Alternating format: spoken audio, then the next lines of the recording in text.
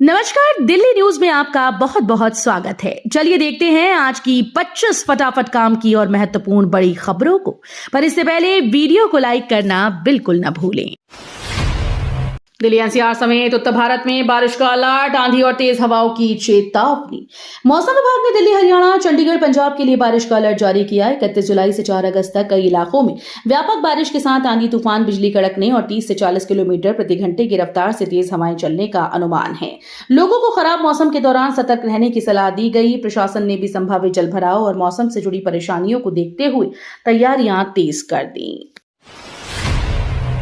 दिल्ली लक्ष्मी योजना के आवेदन शुरू, महिलाओं को मिलेगी आर्थिक सहायता का लाभ। दिल्ली की महिलाओं के लिए बड़ी खबर है। दिल्ली लक्ष्मी योजना के तहत आवेदन प्रक्रिया आज से शुरू होने जा रही है। इस योजना में पात्र महिलाओं को हर महीने आर्थिक सहायता देने का प्रावधान है। सरकार का उद्देश्य महिलाओं को आर्थिक रूप से मजबूत बनाना और उन्हें आत्मनिर्भरता की दिशा में आगे बढ़ाना है। आवेदन के लिए पात्रता और जरूरी दस्तावेजों की जानकारी जल्द जारी की जाएगी। बड़ी संख्या में महिलाओं को इस योजना से लाभ मिलने की उम्मीद जताई जा रही है। दिल्ली लक्ष्मी योजना में खर्च पर निगरानी, नशे जुए पर रोक के लिए बनेगी नेगेटिव लिस्ट।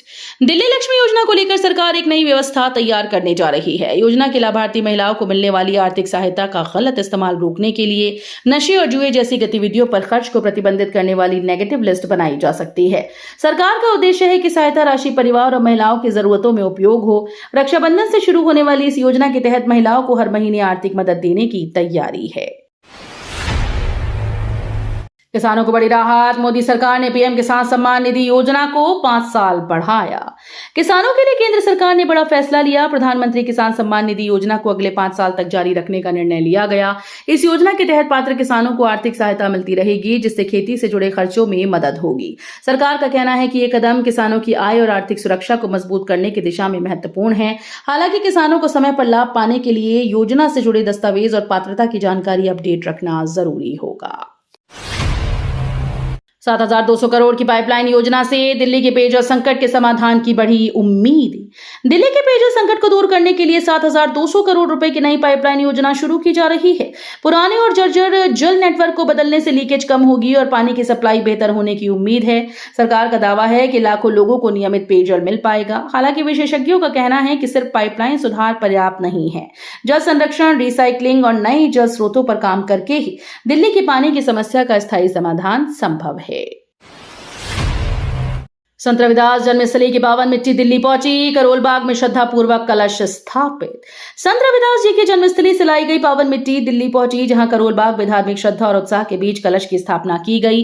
इस अवसर पर बड़ी संख्या में श्रद्धालु उपस्थित रहे और भक्तिभाव से कार्यक्रम में शामिल हुए। संत रविदास के संदेश, समरसता, समानता, मानवता के मूल्यों को याद करते हुए श्रद्धालुओं ने समाज में भाईचारे का संकल्प दोहराया। दिल्ली में महिलाओं के मुफ्त बस सफर हेतु सहेली पिंक कार्ड अब 16 अगस्त से अनिवार्य होगा। दिल्ली में महिलाओं की मुफ्त बस यात्रा को लेकर बड़ा अपडेट सामने आया। सरकार ने सहेली पिंक स्मार्ट कार्ड को अनिवार्य बनाने की तारीख आगे बढ़ा दी। पहले ये व्यवस्था 1 अगस्त से लागू होनी थी, लेकिन अब 16 अगस्त 2026 से लागू होगी। तब तक महिलाएं पहले की तरह पिंक टिकट के जरिए मुफ्त सफर कर पाएंगी। सरकार का कहना है कि अभी कई महिलाओं तक स्मार्ट कार्ड नहीं पहुंचा है। आज से बदले एलपीजी तत्काल टिकट और क्रेडिट कार्ड नियम। आज से एलपीजी सिलेंडर, रेलवे तत्काल टिकट और क्रेडिट कार्ड से जुड़े नियमों में बदलाव लागू हो गए। इन नए नियमों का सीधा असर आम ग्राहकों के खर्च और सेवाओं के इस्तेमाल पर पड़ सकता है।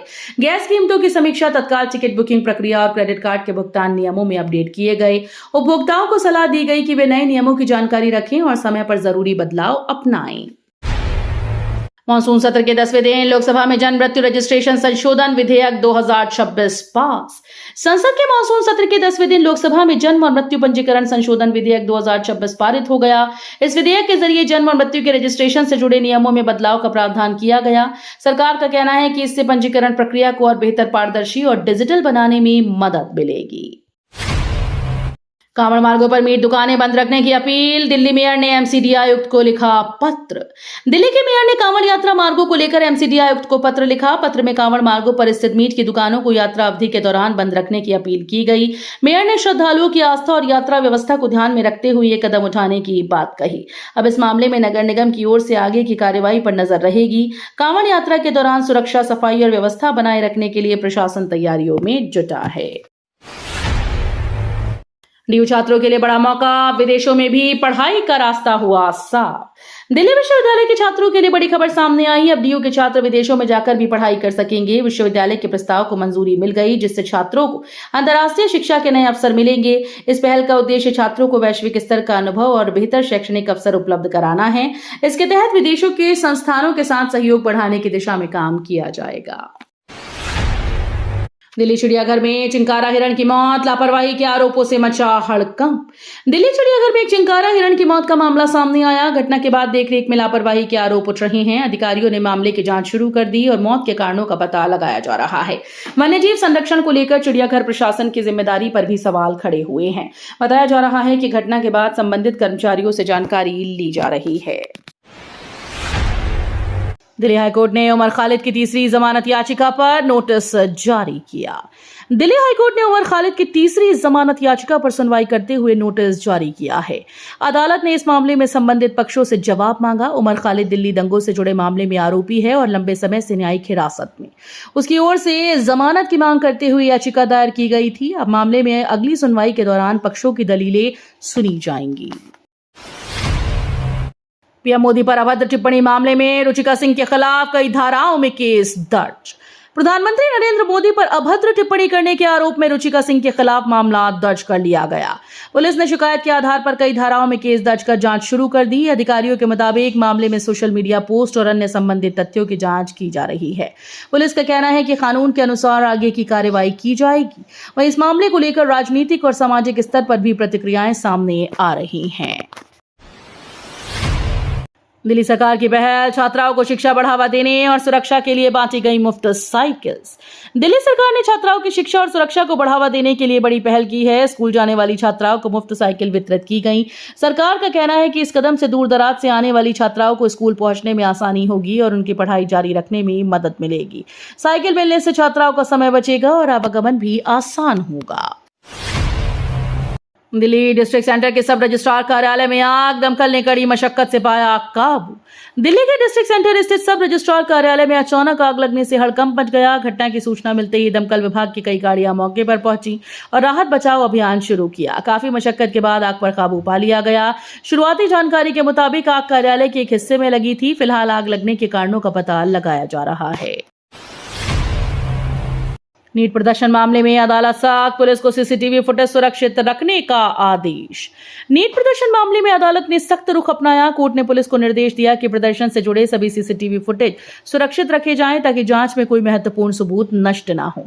अदालत ने मामले की निष्पक्ष जांच के लिए रिकॉर्ड सुरक्षित रखने पर जोर दिया। प्रदर्शन के दौरान हुई घटनाओं को लेकर उठे सवालों के बीच यह आदेश आया है। अंकित शर्मा हत्याकांड में ताहिर हुसैन को उम्र कैद, कोर्ट ने लगाया अलग अलग धाराओं में जुर्माना। अंकित शर्मा हत्याकांड मामले में कोर्ट ने ताहिर हुसैन को उम्र कैद की सजा सुनाई। अदालत ने अलग अलग धाराओं में दोषी करार देते हुए उस पर जुर्माना भी लगाया। ये मामला दिल्ली हिंसा के दौरान इंटेलिजेंस ब्यूरो कर्मचारी अंकित शर्मा की हत्या से जुड़ा है। कोर्ट ने सुनवाई के बाद सजा का ऐलान किया। फैसले के बाद अंकित शर्मा के परिवार ने न्याय मिलने की बात कही, जबकि मामले में आगे की कानूनी प्रक्रिया के विकल्प भी खुले हैं। सीजेपी प्रदर्शन हिंसा में घायल पुलिसकर्मियों के परिवारों ने कोर्ट से न्याय और सख्त कार्रवाई की मांग की। सीजेपी प्रदर्शन के दौरान घायल हुए पुलिसकर्मियों के परिवारों का दर्द अब सामने आया। किसी की वर्दी खून से सनी थी तो किसी के सिर पर 4 टांके लगे। परिजनों का कहना है कि ड्यूटी निभाने वाले जवानों पर हमला बेहद दुर्भाग्यपूर्ण है। उन्होंने अदालत से दोषियों के खिलाफ सख्त कार्रवाई और न्याय की मांग की। परिवारों का कहना है कि पुलिसकर्मी हर परिस्थिति में कानून व्यवस्था बनाए रखने के लिए तैनात रहते हैं, इसलिए उन पर हिंसा करने वालों को कड़ी से कड़ी सजा मिलनी चाहिए। मंडावली में 5 दिन से दूषित जलापूर्ति, 500 परिवार पेयजल खरीदने को हैं मजबूर। मंडावली में पिछले 5 दिनों से दूषित पानी की आपूर्ति से लोगों का जीवन प्रभावित हो गया। गंदे और बदबूदार पानी के कारण करीब 500 परिवार पीने का पानी बाजार से खरीदने को मजबूर हैं। स्थानीय लोगों का कहना है कि कई बार शिकायत के बावजूद समस्या का समाधान नहीं हुआ। दूषित पानी से बीमारियों का खतरा भी बढ़ गया है, जिससे परिवार में चिंता का माहौल है। यमुना बाढ़ क्षेत्र में बसेस पार्क करना पड़ा महंगा, दिल्ली हाईकोर्ट ने 11 लाख का जुर्माना रखा बरकरार। यमुना बाढ़ क्षेत्र में बसेस पार्क करने के मामले में दिल्ली हाईकोर्ट ने सख्त रुख अपनाया। अदालत ने जुर्माने के आदेश को बरकरार रखते हुए 11 लाख रुपए की राशि जमा करने को कहा। कोर्ट ने कहा कि बाढ़ क्षेत्र पर्यावरण और नदी संरक्षण के लिहाज से बेहद संवेदनशील है। ऐसे क्षेत्रों में नियमों का उल्लंघन गंभीर मामला है। दिल्ली में ड्रग कंट्रोल विभाग की कार्रवाई पर सवाल, लाइसेंस रद्द फिर भी मेडिकल स्टोर जारी। दिल्ली में ड्रग कंट्रोल विभाग की कार्रवाई को लेकर बड़ा सवाल खड़ा हुआ। आरोप है कि कुछ मेडिकल स्टोर के लाइसेंस रद्द होने के बाद भी उनका संचालन जारी है। मामले के सामने आने के बाद विभाग की निगरानी व्यवस्था पर सवाल उठ रहे हैं। अधिकारियों का कहना है कि नियमों का उल्लंघन करने वालों के खिलाफ कार्रवाई की जाएगी। अब जांच के जरिए ये पता लगाया जा रहा है कि लाइसेंस रद्द होने के बावजूद दुकानें कैसे चल रही थी और इसके लिए जिम्मेदार कौन है। जूडो में भारत का जलवा, अस्मिता और हर्ष सिंह ने 30 मिनट में जीते गोल्ड। जूडो में भारत के लिए शानदार दिन रहा, जहां खिलाड़ियों ने देश का नाम रोशन किया। अस्मिता और हर्ष सिंह ने महज 30 मिनट के अंतराल में अपने अपने मुकाबले जीतकर गोल्ड मेडल हासिल किए। दोनों खिलाड़ियों के दमदार प्रदर्शन से भारतीय दल में खुशी की लहर दौड़ गई। उनकी मेहनत, आत्मविश्वास और शानदार तकनीक ने उन्हें जीत दिलाई। 15 अगस्त सुरक्षा तैयारी तेज, दिल्ली में ड्रोन और बलून उड़ाने पर लगी पाबंदी। स्वतंत्रता दिवस को देखते हुए दिल्ली पुलिस ने सुरक्षा व्यवस्था कड़ी कर दी। राजधानी में drone, paraglider, hot air balloon और अन्य हवाई वस्तुओं के संचालन पर रोक लगाई गई। ये प्रतिबंध सुरक्षा कारणों से लागू किया गया ताकि किसी भी संभावित खतरे से निपटा जा सके। पुलिस ने लोगों से नियमों का पालन करने की अपील की है। 15 अगस्त के कार्यक्रमों को देखते हुए संवेदनशील इलाकों में निगरानी बढ़ा दी गई। E20 मुद्दे पर विपक्ष का हल्ला बोल, आंदोलन की तैयारी तेज और सियासी घमासान बढ़ा। E20 मुद्दे को लेकर सियासी माहौल गर्म हो गया। विपक्ष ने सरकार के खिलाफ आंदोलन की रणनीति तेज कर दी। आम आदमी पार्टी ने जनसंवाद अभियान शुरू करने की तैयारी की। वहीं अन्य नेता भी इस मुद्दे पर अपनी आवाज बुलंद कर रहे हैं। विपक्ष का कहना है कि ये मामला आम लोगों से जुड़ा हुआ है और सरकार को जवाब देना चाहिए। दूसरी ओर सरकार अपने फैसलों को सही ठहरा रही है।